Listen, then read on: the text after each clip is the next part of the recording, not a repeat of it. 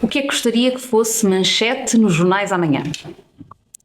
O fim do capitalismo / neocolonialismo, porque na minha ótica ambas são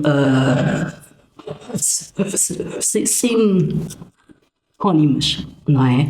E que são exatamente ambas, digamos assim, responsáveis pela destruição do nosso planeta, pela enorme perda da biodiversidade, mas igualmente o capitalismo é que é responsável pelas guerras, os genocídios, a má distribuição da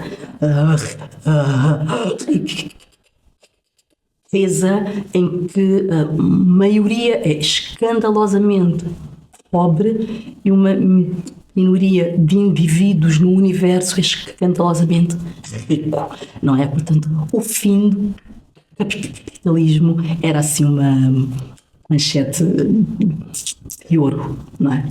Joacine Catar Moreira, historiador e política, PhD em Estudos Africanos, foi deputada na Assembleia da República entre 2019 e 2022, é agora presidenta do Anastácia, Centro de Estudos e Intervenção Decolonial. Muito bem-vinda, obrigada. Muito obrigada, Flávia. Obrigada pela presença aqui nas nossas entrevistas centrais. Comecemos exatamente por aí, pelo Anastácia. Apresenta-se como uma entidade que pretende desenvolver e fomentar o pensamento, pesquisas e práticas orientadas por pressupostos decoloniais e contracoloniais. Qual é a grande missão e os principais objetivos deste centro?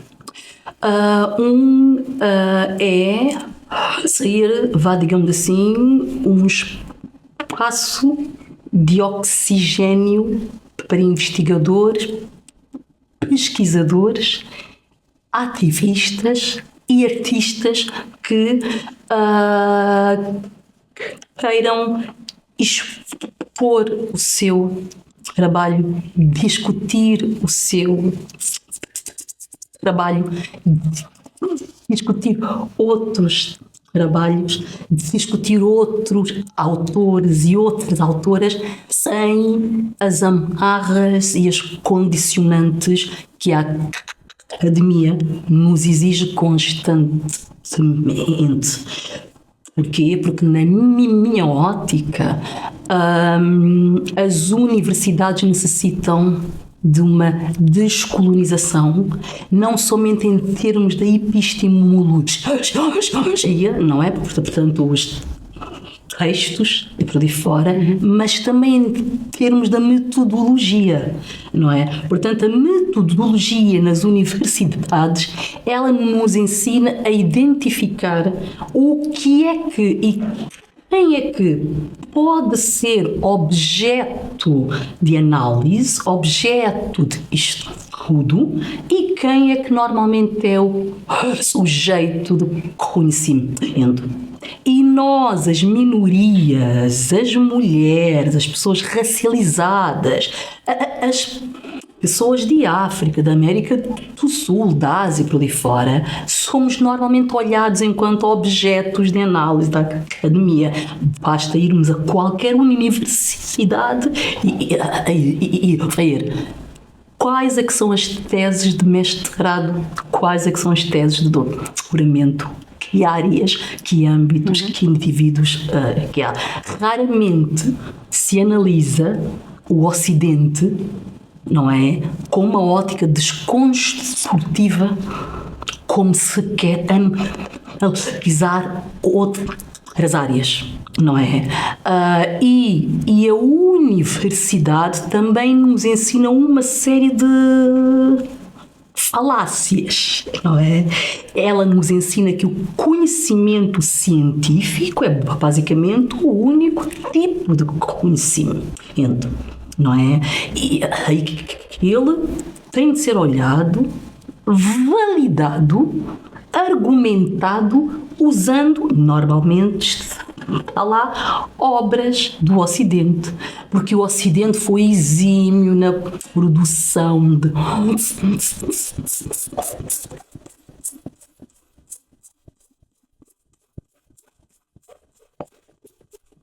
fontes, não é? E são normalmente fontes escritas e que não espelham todo o conhecimento. E que outras não é? opções é que há? É isso mesmo. É nós entendermos imediatamente de que esta ideia de que o conhecimento deve ser imparcial, neutro e objetivo, isto são as maiores falácias da academia. Não há conhecimento imparcial. Não há conhecimento neutro.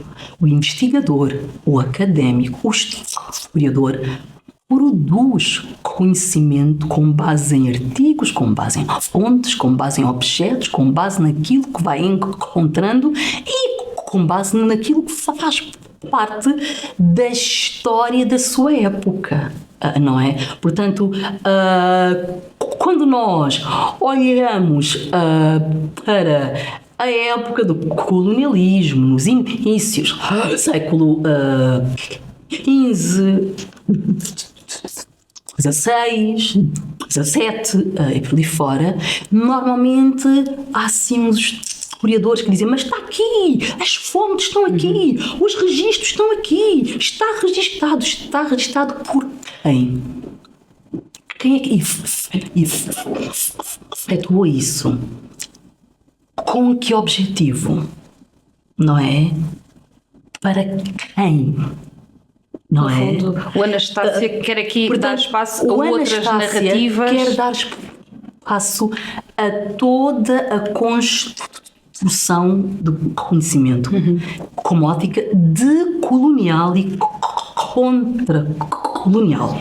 E nós insistimos no contracolonial exatamente porque entendemos que os estudos considerados pós-coloniais ou estudos decoloniais foram de certa maneira desenraizados. Portanto, o Ocidente apoderou-se do conceito de decolonialidade, não é? E se nós olharmos, não é? Acho que peço desculpa interromper, era importante também esclarecer, porque eu não sei se este termo é conhecido por toda a gente, a diferença entre decolonialidade e descolonialidade.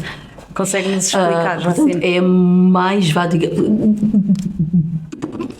colonialidade ou descolonialidade são basicamente a mesma coisa, não é? Agora, mas por vezes contra colonialidade, ela já alarga o seu âmbito e as questões coloniais, nomeadamente ao meio ambiente, ao combate às alterações climáticas, à conservação da biodiversidade, à valorização dos conhecimentos indígenas, não é? À valorização de outros tipos de conhecimento, de outros tipos de narrativas, não é? Mas a colonialidade tem a ver com a descolonização, não é?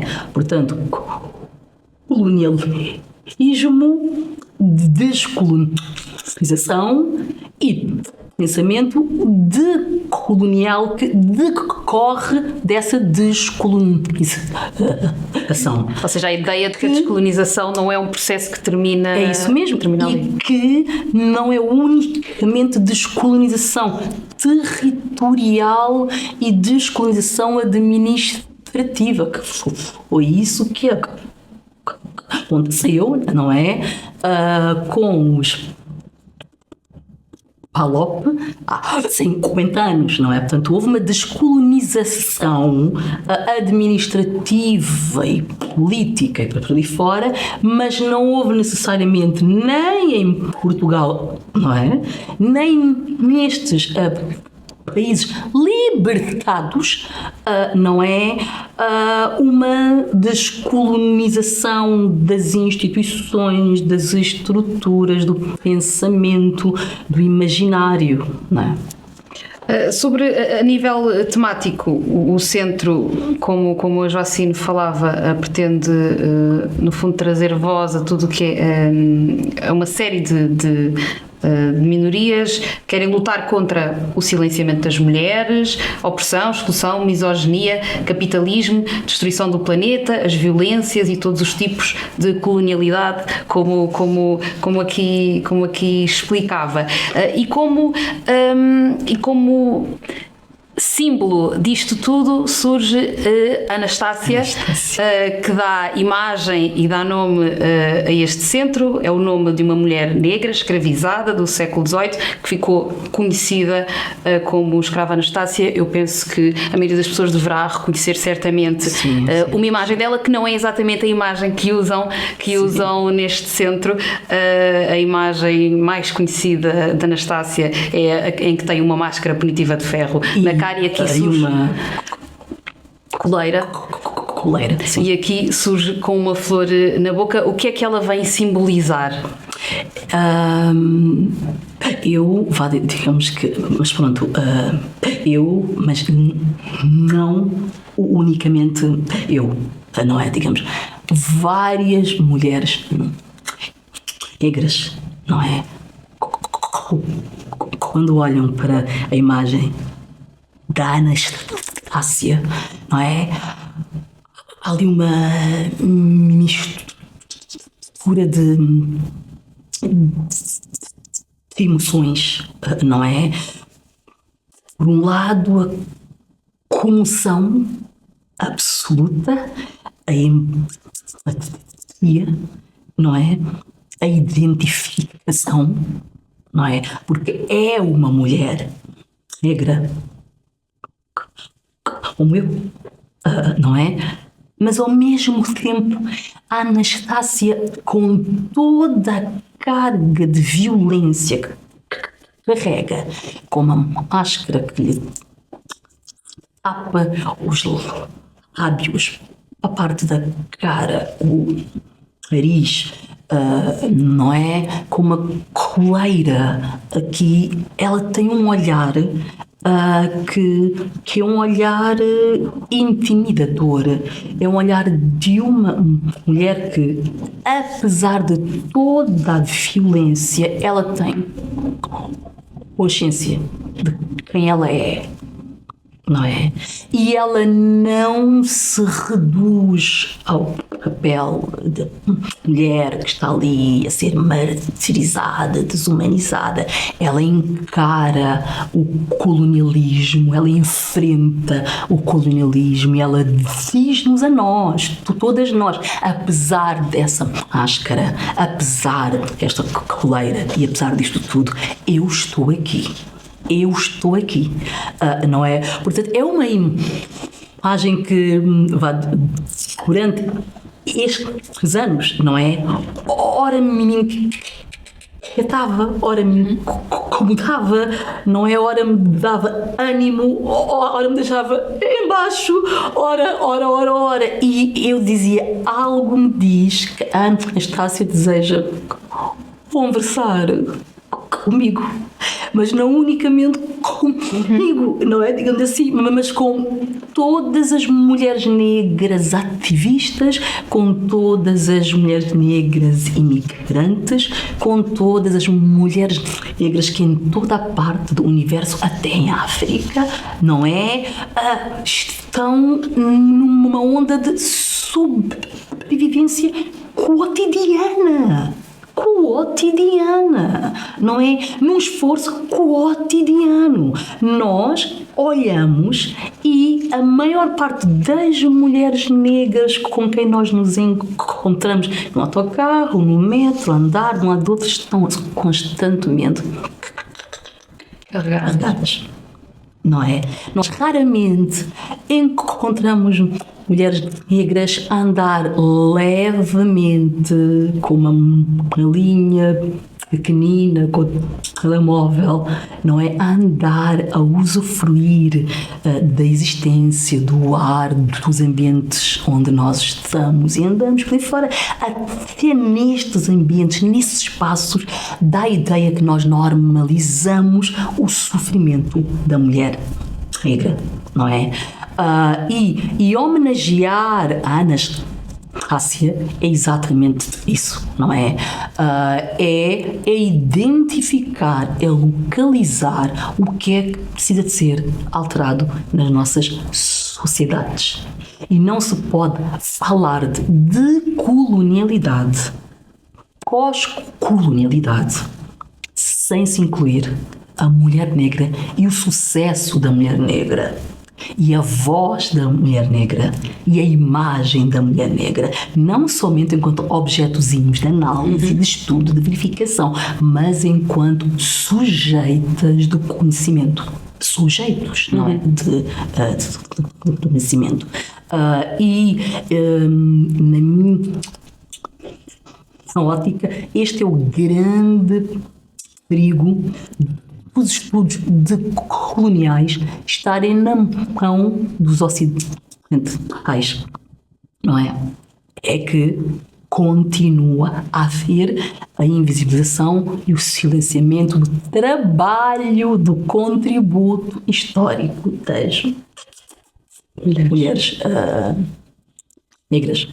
Já assim, um tema que queria também abordar aqui nesta entrevista é o tema das reparações históricas, que voltou em força ao espaço mediático português, depois das declarações que todos ouvimos do Presidente da República, Marcelo Rebelo de Sousa, nas vésperas ali do 25 de Abril, e que no fundo disse que Portugal tinha de pagar pelos custos do colonialismo. Estas palavras foram extremamente comentadas. Na sua opinião, estas declarações de Marcelo Rebelo de Sousa sobre os crimes coloniais foram tardias, necessárias, ou simplesmente foram num contexto inapropriado, como muitos consideraram, o que acabou, de certa forma, por prejudicar também o debate que foi feito sobre o tema? Eu em 2020, não é? Dei entrada duas iniciativas legislativas enquanto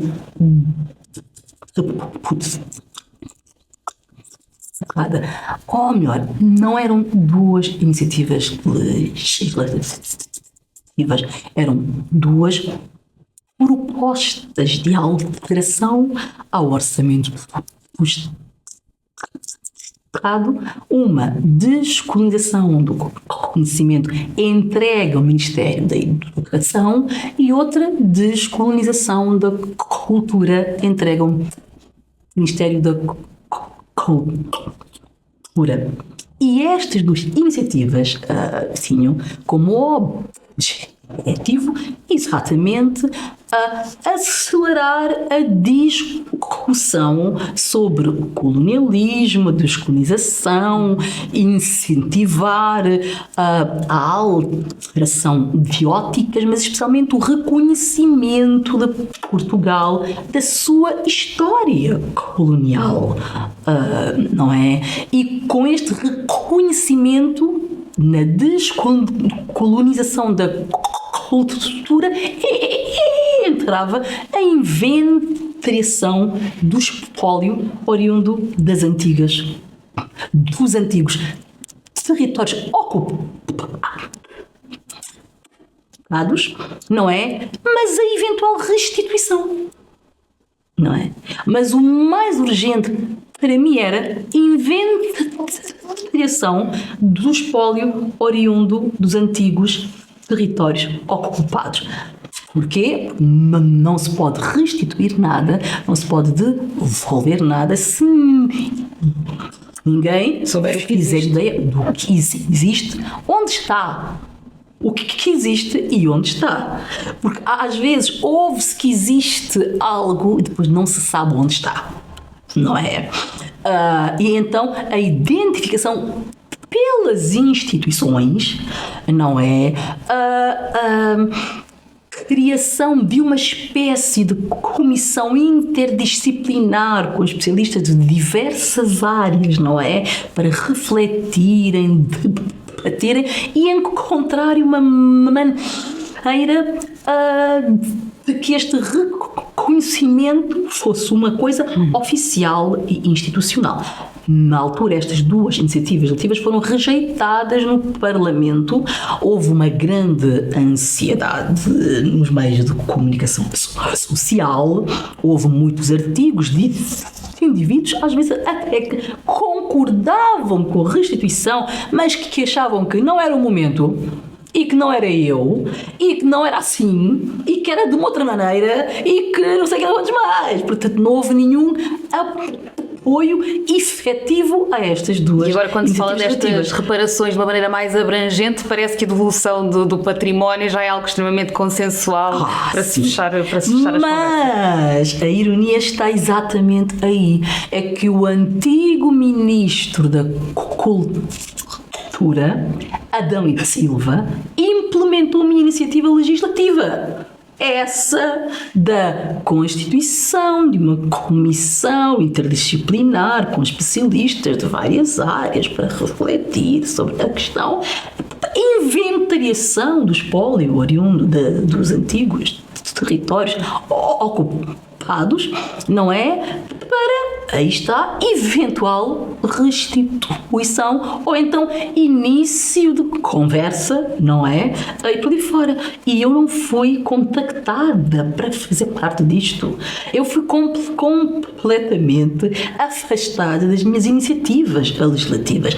Agora, de repente, com as declarações do senhor presidente, não é? Em que ele, ironicamente, ele fala imediatamente o quê?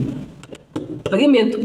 O que é assim um bocado, a pessoa fica assim, uau, pagamento. Quer dizer, nós ainda não estávamos aí, nós estávamos aqui. O senhor presidente faz assim, pups, vamos indemnizar.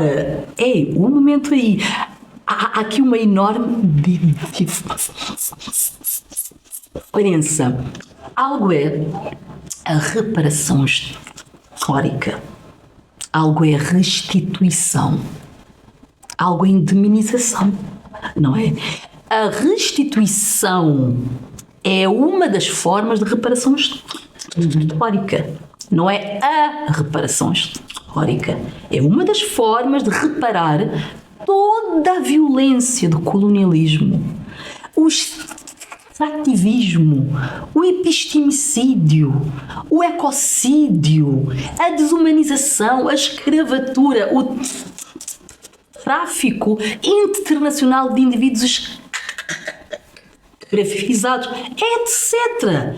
Mas como é que se indemniza isso financeiramente? Há alguns países que exigiram o quê? Compensações financeiras aos antigos colonizadores, não é? Mas isso normalmente ele é olhado como uma das formas de reparação, mas nós entendemos que não existe reparação total, não é? Portanto, isto é, eu ali permite-me só observar isto. No início, ninguém estava a favor da restituição do espólio oriundo dos antigos territórios ocupados. Porque se alegava, por exemplo, de que eu ia esvaziar os museus nacionais, depois as obras eram enviadas para onde? Porque esses a questão das países condições não dos tinham países para organização, não preservar. tinham instituição, não tinham indivíduos com habilitações necessárias para efetuar a conservação das obras e por aí fora. Houve um grande alarido na restituição de obras. Mas a partir do momento em que o senhor Presidente fala de indemnização financeira monetária, já toda a gente acha que em vez de euros é melhor enviarmos as obras. Não é? Porquê? Porque a parte mais difícil para o Ocidente é o euro, é o dinheiro, é o capital. Portanto, retirar o dinheiro para indemnizar, não é, um antigo território ocupado, desumanizado, é das coisas que arde a alma a muitos ocidentais, porque eles se habituaram historicamente a retirar e nunca a devolver nada. Então, mas as palavras do Presidente da República foram, na sua opinião...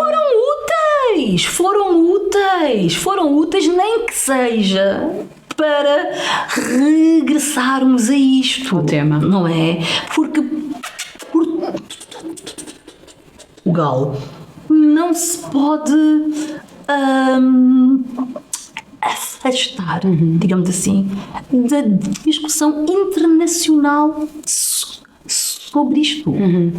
Portugal foi pioneiro no tráfico de pessoas escravizadas, de tráfico intercontinental, o que nós hoje damos o nome de tráfico humano, não é? E que é um crime internacional, ok? Quando se fala de escravatura, alguns dizem logo, mas escravatura faz parte da história da humanidade. Escravatura, não houve nenhum império, desde a Ásia, desde a África, desde não sei onde, que não tenha tido escravos. Aliás, em África eram as tribos, entre aspas, que originavam os escravos e comercializavam-nos aos europeus, ocidentais. Sempre houve escravatura no mundo.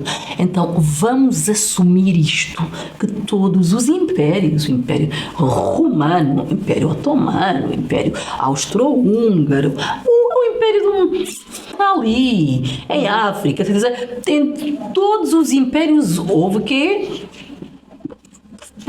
posse territorial, submissão dos povos, não é? E por aí fora.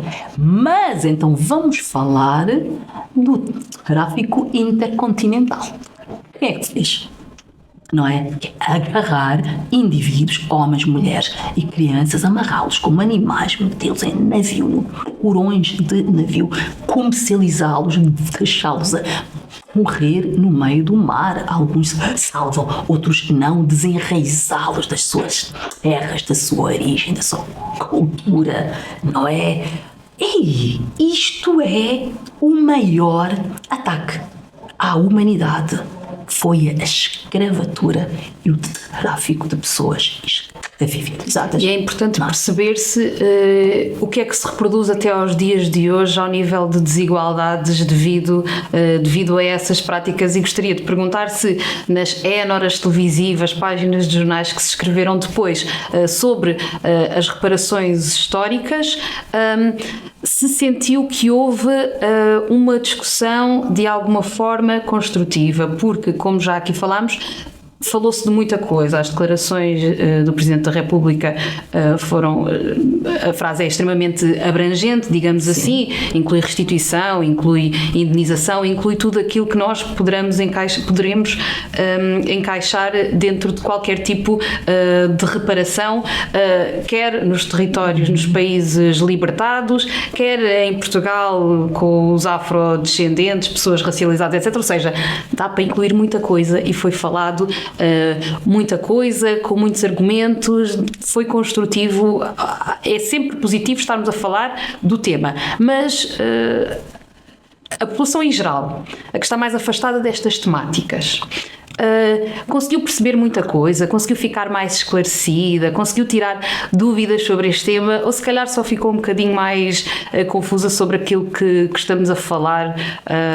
Desde logo falamos como se fosse uma proposta quase vinculativa do Presidente da República, e nós estamos a falar é o Presidente da República, obviamente, chefe máximo da nação, mas há sempre alguma histeria que prejudica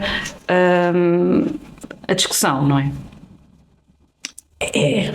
E essa histeria não vem da parte de nenhuma mulher negra. Vem normalmente da parte de homens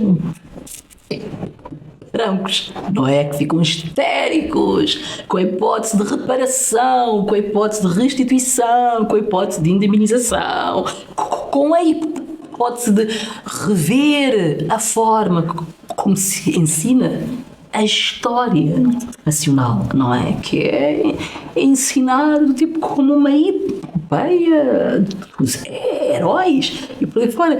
Eu ainda há umas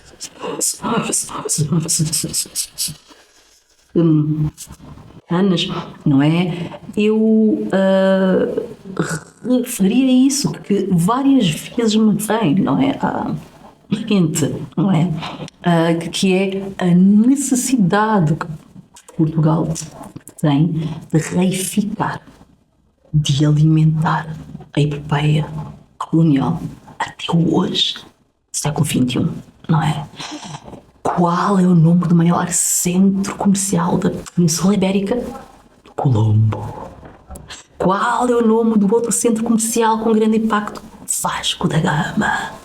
Qual foi o nome que nós demos às futebolistas do futebol feminino de equipa da Seleção Nacional? Mal elas começaram a ter alguma visibilidade. Navegadoras, não é? Quais é que são os símbolos culturais que nós levamos para fora cada vez que Portugal precisa de se autorrepresentar culturalmente? A caravela, não é? Portanto, nós reificamos toda a hora a epopeia da heroicização.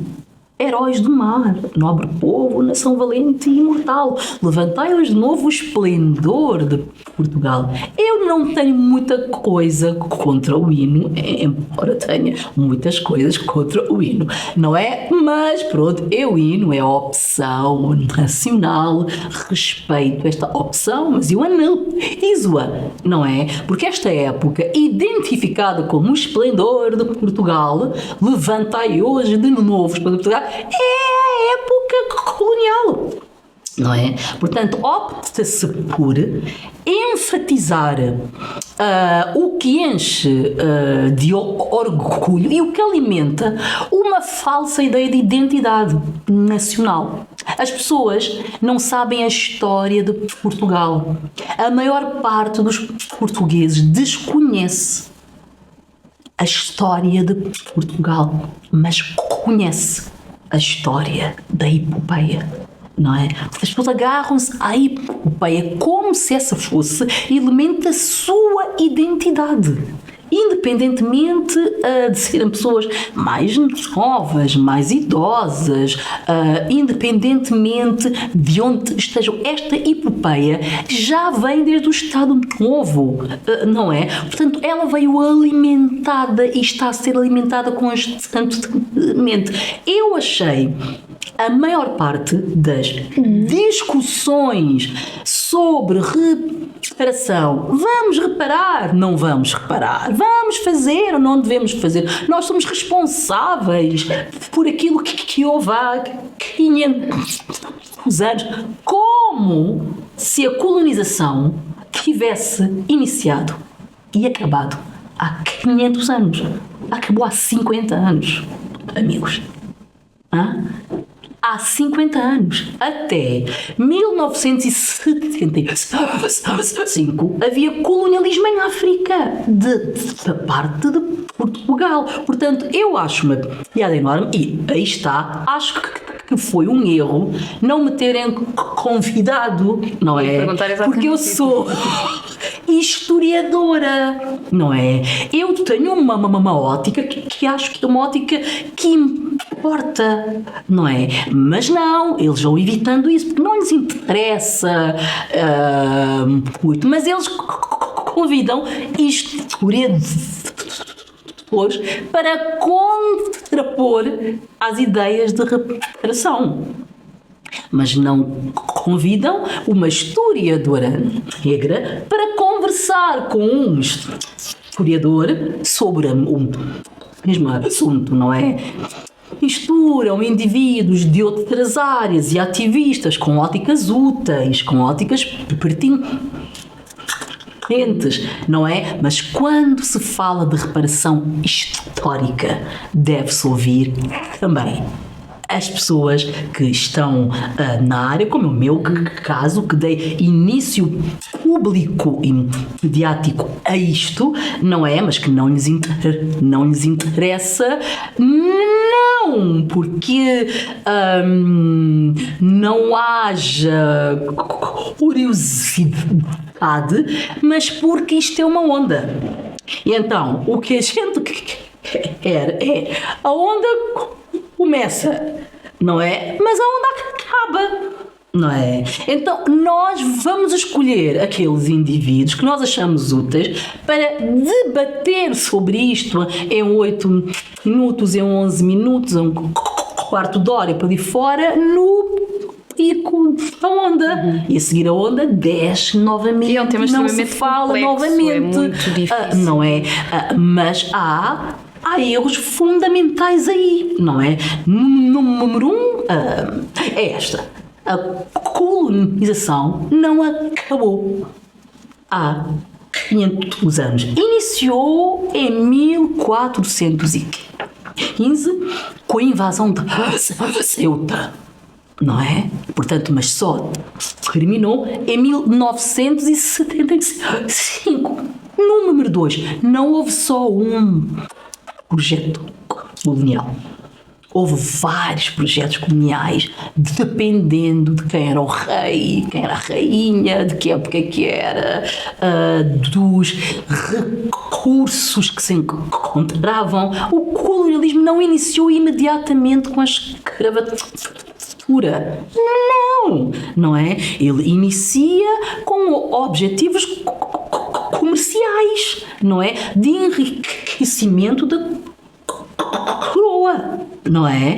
Que com o enriquecimento que a coroa tinha, a hipótese de que salvaguardar a soberania nacional, porque na Europa também os povos invadiam outros, não é? E tomavam conta de outros através dos casamentos. Portanto, quanto mais ouro houvesse, mais dinheiro houvesse, mais poder económico e financeiro houvesse, melhor posicionado estaria aquele país para aumentar a sua influência, não é? Portanto, este foi a origem do início do colonialismo, só que a seguir ele necessitou de ser legitimado por instituições, como a Igreja, não é? Que garantiu que os africanos não tinham alma, não é? E que através do trabalho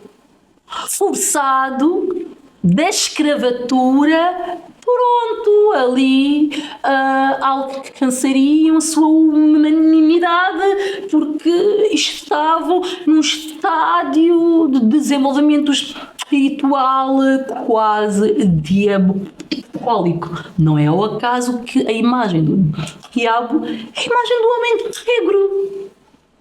Não é? É uma imagem da África. Não é ao acaso que o inferno é quente.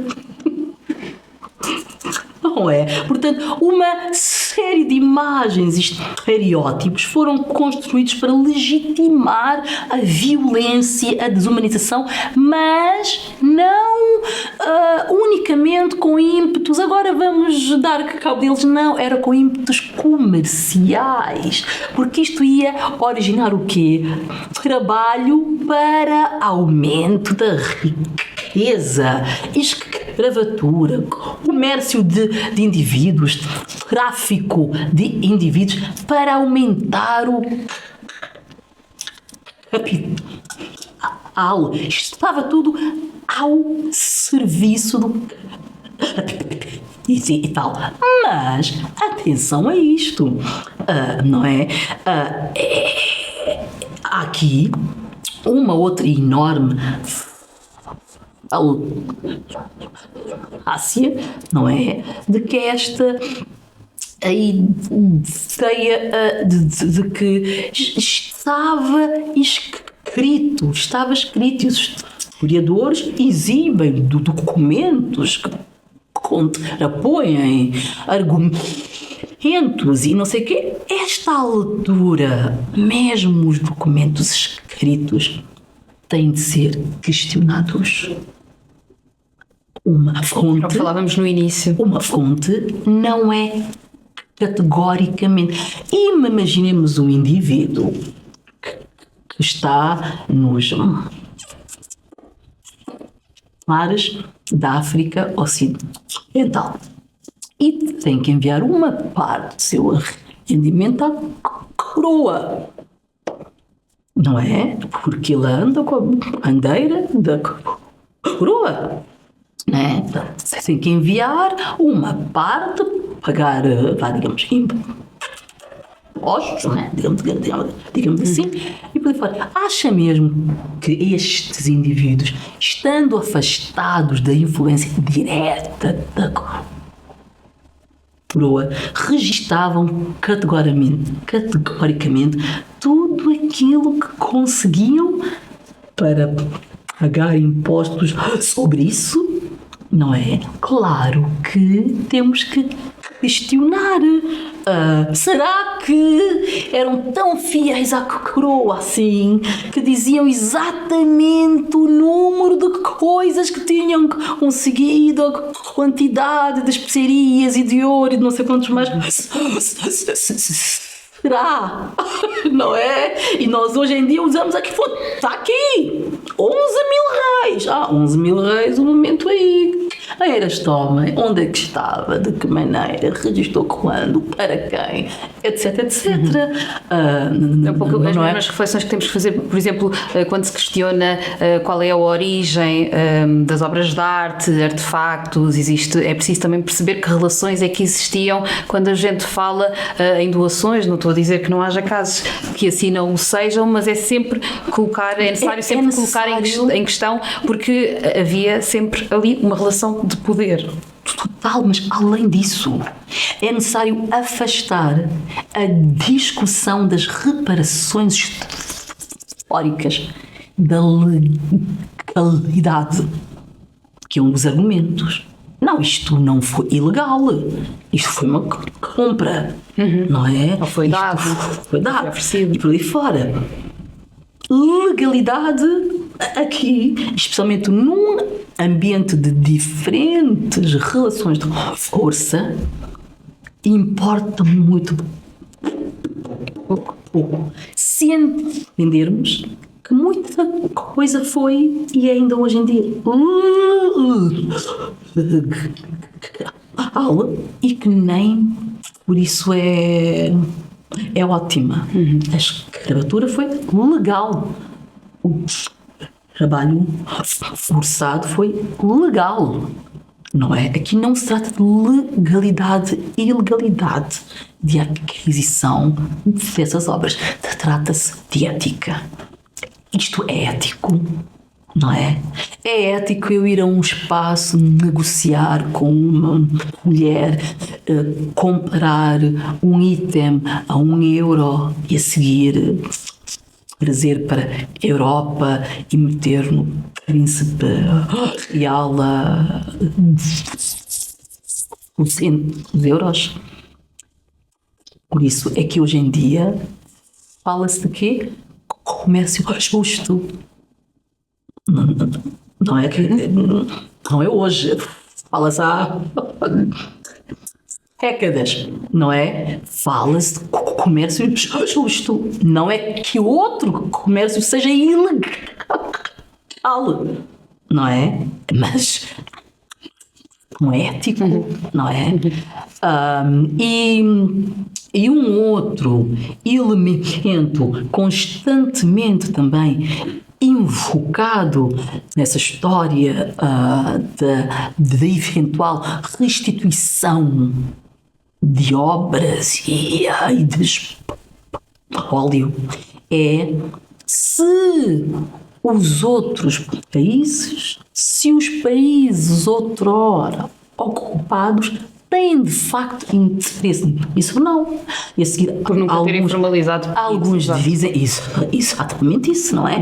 Não houve formalização e por aí fora. Mas também não houve negociação na altura da invasão.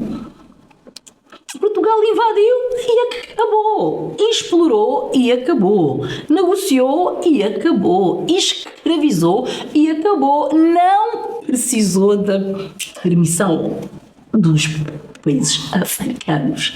Não é? Portanto, agora, na altura da restituição, mas especialmente mais importante do que a restituição, no reconhecimento da sua história, da sua história de violência e desumanização, não é? Alegamos, não, mas ninguém nos pediu nada, tu fazes o que está correto. É isto que nós ensinamos às nossas crianças. Mexeste naquele copo, esse copo não é teu, vai devolver o copo. Independentemente da Flávia exigir o seu copo, não é? É errado. Não se entra na casa de alguém, destrói-se a casa toda, retiram-se os inquilinos, manda-se embora e a seguir diziam até tinha aqui alguns móveis daquela casa, mas ninguém me pediu nada. Não é? Não. Eu, como reconhecimento histórico, reparação histórica, eu assumo que eu não agi bem, eu tenho móveis e itens que não me pertencem, que são oriundos de uma história de extrativismo, expoliação, não é? Aí por aí fora. Portanto, eu vou encontrar maneiras de iniciar um diálogo para reparar o que aconteceu, não é? Joacine, também tem sido muito discutido nas últimas semanas o que é que pode ser considerado discurso de ódio, ou melhor, o que é que pode ser considerado liberdade de expressão e como é que isto, onde é que fica aqui a linha para o discurso de ódio. E importa aqui, apenas para contextualizar, relembrar um episódio que teve quando era deputada no Parlamento, o deputado André Ventura, na altura em que apresentou a proposta de que nos falava há pouco, de descolonização da cultura, em que propunha a devolução, a inventarização para a devolução de obras de arte e artefactos e restos mortais aos territórios outrora colonizados por Portugal. O deputado André Ventura fez um post numa rede social onde sugeria que a Joacine fosse devolvida ao seu país de origem, usando mesmo as palavras que foram usadas, e algo que inicialmente o Parlamento anunciou que iria fazer um voto de condenação, depois esse voto de condenação acabou por cair com a justificação de não se fazer uma amplificação daquelas palavras, ou seja, dar-se mais palco àquele tipo de discurso. Atualmente temos um cenário completamente diferente. Não anotei aqui o ano em que isto aconteceu, foi 2020. Agora assim, cabeça assim. 2021, 2020. Acho que sim. Tenho quase certeza que foi 2020, agora não me trazia aqui a minha nota, não vinha anotado. Agora, em maio, há agora uma grande polémica, isto depois também de palavras do mesmo deputado do Parlamento português, que levaram a líder da bancada parlamentar do PS a questionar o Presidente da Assembleia da República se afirmar-se que uma determinada raça ou etnia se confirmar-se que seria mais burra ou mais preguiçosa, se isso poderia acontecer na Casa da Democracia, no Parlamento, ao que Aguiar Branco respondeu que sim. Pronto, isto gerou muita controvérsia e o que eu gostaria de lhe perguntar neste momento é se aquilo que aconteceu consigo, se fosse hoje, o desenrolar dos acontecimentos teria sido igual. Ou seja, aquele voto de condenação teria-se mantido, ou seja, ou talvez não. Obviamente temos de ter aqui em conta o contexto político que vivemos. Temos Tive duas enormes desilusões enquanto deputada no Parlamento, não é?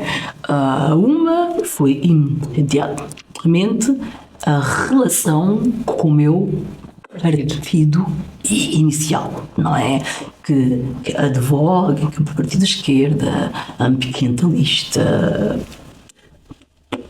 progressista e por aí fora, em que eu achei que levando a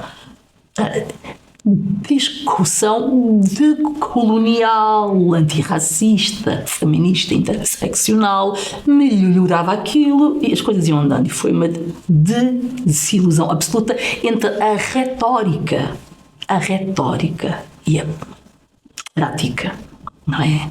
E a outra foi uma grande desilusão com os partidos da esquerda. E eu sou eleitora de esquerda. E eu já elegi todos os partidos de esquerda neste país. Não é?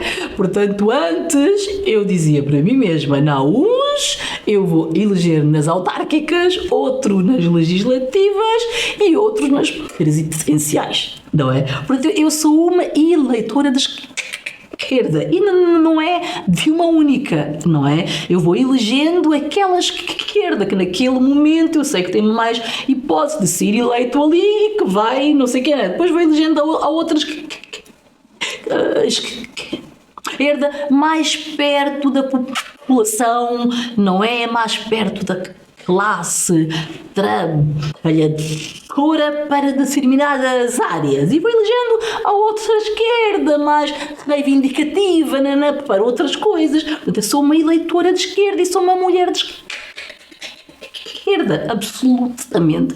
Eu não imaginei nunca na minha existência o isolamento a que a esquerda me votou no Parlamento, até em áreas que interessam imensamente à esquerda, não é? Hoje em dia eu entendo, porque também sou analista política, não é? Que pode ter sido resultado de acharem que eu retirei-lhes eleitorado, não é? Porque o meu eleitorado é também um eleitorado de esquerda, não é? Portanto, era mais alguém ali a ocupar uma área, a retirar o eleitorado, a afastar o eleitorado. Acho que isso é que originou esse isolamento, ostracização, não é? Para mostrar aos eleitores que erraram ter optado por aquela pessoa em vez de terem escolhido nós. Mas foi absolutamente incompreensível e uma grande desilusão quando a esquerda veio falar comigo a anunciar que tinham desistido do voto de condenação. As palavras que aquele deputado de extrema-direita veio, não é? Foi tipo, não vão fazer nada. Anunciaram isso mediaticamente. E não anunciaram foram logo 2 partidos de esquerda a anunciar que iam efetuar o voto de condenação e para ali fora. Mas isso foi rapidamente descartado sem muita argumentação, não é? que era para evitar amplificar a voz da extrema-direita. Olha, evitaram tanto que hoje em dia temos 50 lá, em vez de um único, não é? E evitaram tanto que com os sucessivas votações contra o orçamento alimentaram constantemente o aumento de deputados de extrema-direita, porque o que eu normalmente digo, se a esquerda não tivesse desistido de negociar o orçamento do Partido Socialista, tendo em conta os perigos, tendo em conta os perigos da extrema-direita, não é? Porque algo era há uns anos, não é? Quando não havia a ameaça da extrema-direita, os ataques à democracia, etc. Num ambiente de ataque à democracia, do aumento da influência de ideologias misóginas, racistas, ultraconservadoras, etc., não é? E ultracapitalistas, não é? Nós vamos rejeitar o orçamento do PS porque não é suficientemente esquerda e abre salas à eleição de mais não sei quantos de extrema-direita. Se não tivéssemos agido assim, se a legislatura de 2019 tivesse ido até ao fim, nós em outubro do ano passado, nós tínhamos apenas um deputado de extrema-direita, eventualmente exausto. Acredita, no fundo, que Portugal acaba por está a acontecer em Portugal um pouco o que está a acontecer noutros países do mundo e da Europa, da ascensão da extrema-direita. Mas havia aqui uma ansiedade enorme pela existência de um partido de extrema-direita. Eu, no ano de 2019, no início do ano, quando ainda nem tinha ideia de me candidatar às europeias, não é? Eu avisei no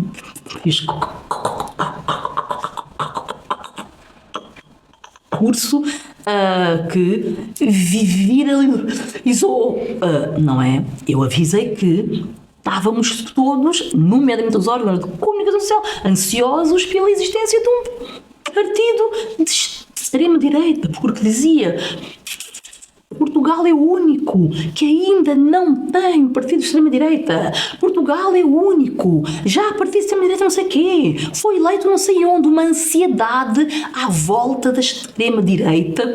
Quase que era útil que houvesse aqui não é? Portanto, houve isto.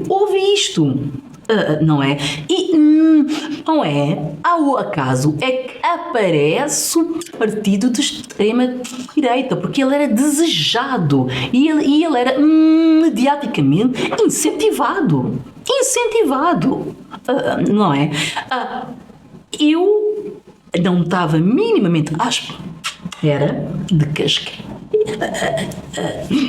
a esquerda ia desistir de lutar contra o racismo. Essa foi a mensagem. Nós não vamos condenar estas palavras racistas. Na minha ótica foi: a esquerda desistiu de lutar contra o racismo. Isto vai sair cara. Porque há essa ideia de que o racismo diz respeito aos negros e às negras.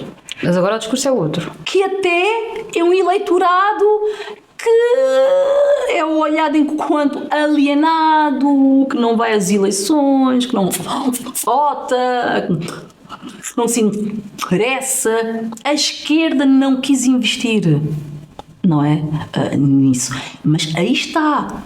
As coisas normalmente iniciam pelos desgraçados, que normalmente somos nós, não é? De origens humildes, imigrantes, pobres, racializados, não sei o quê, mas a seguir a coisa vai-se cristalizando e vai aumentando. E os ataques vão aumentando. Porque a extrema-direita não respeita a democracia, a instituição que ainda permite-nos conviver, eleger e sermos eleitos e termos uma convivência, não é? Eles querem arrasar com isto tudo. Ou seja, mas eles iniciaram mais ali. incómoda quando começa a afetar outras pessoas. Quando começa a afetar as mulheres, quando fazem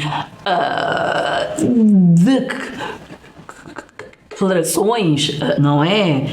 Sobre os ovários das mulheres e que querem retrocederem direitos fundamentais como o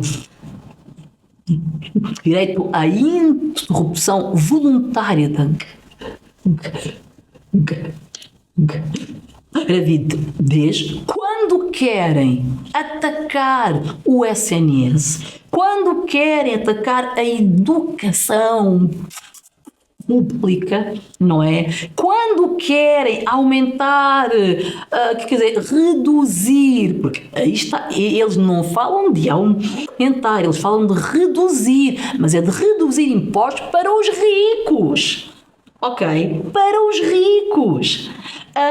Ali, quando começa a afetar já a parte maioritária da população, aí já vamos nos erguer e vamos às ruas todas dizer não à extrema-direita, não passarão, não é?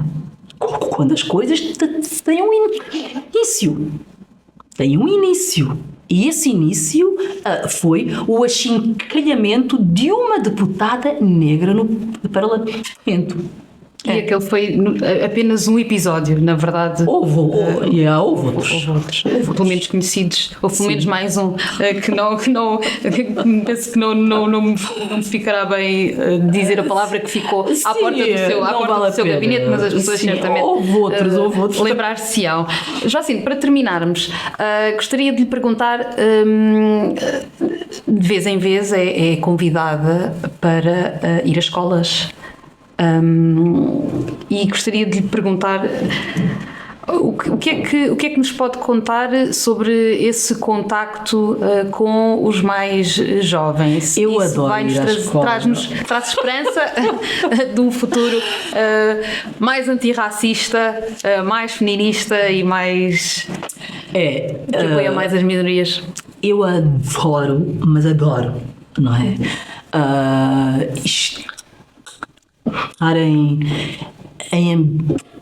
ambientes com os mais novos, não é? Talvez por eu ser irmã mais velha de 11, não é?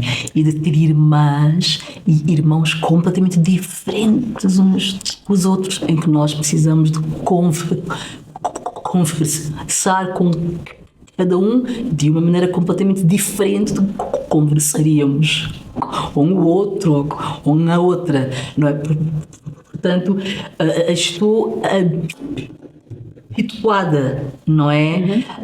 E é uma nova geração com power enorme, não é?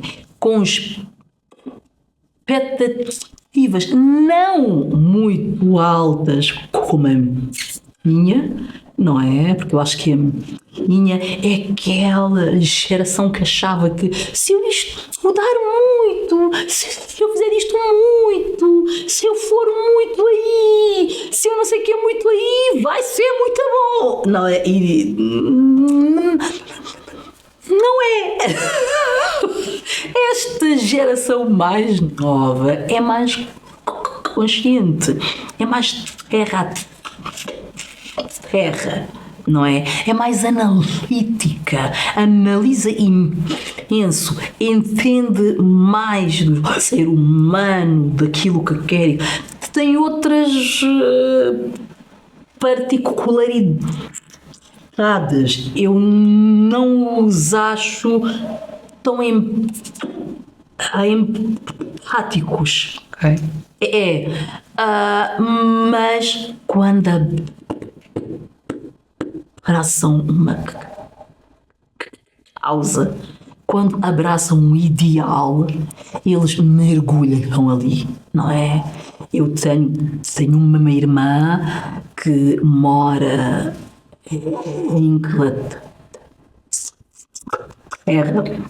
e nem era assim uma pessoa muito virada para ativismos, organizações e associações aí por aí fora.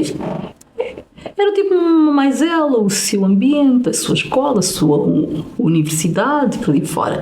Agora não há iniciativa de apoio à Palestina em que ela não esteja, não há uma marcha de apoio à Palestina em que ela não esteja, não há um artigo em que ela não faça ideia qual é que é, não é? Não há uma intervenção que haja que ela não está lá e veja e por aí fora. Portanto, são informados, impactantes e têm uma energia absolutamente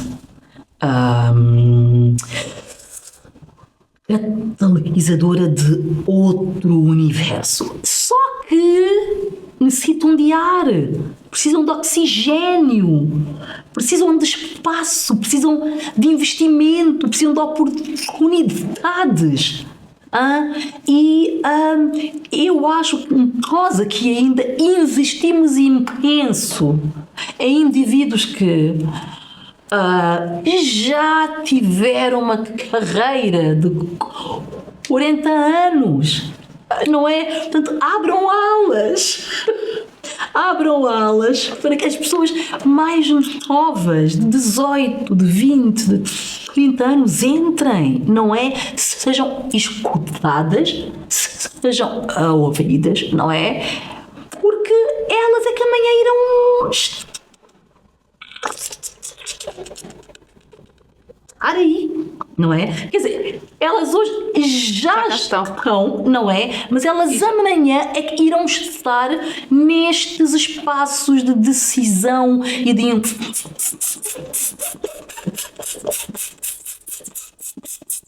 influência alta. Mas o que eu acho é que não tem de estar à espera até aos 40, até aos 50 ou 60 anos para estarem em espaços de decisão. Terminamos com esse apelo. Joacim Catar Moreira, muitíssimo obrigada pela presença e partilha e análise nestas entrevistas. Obrigada.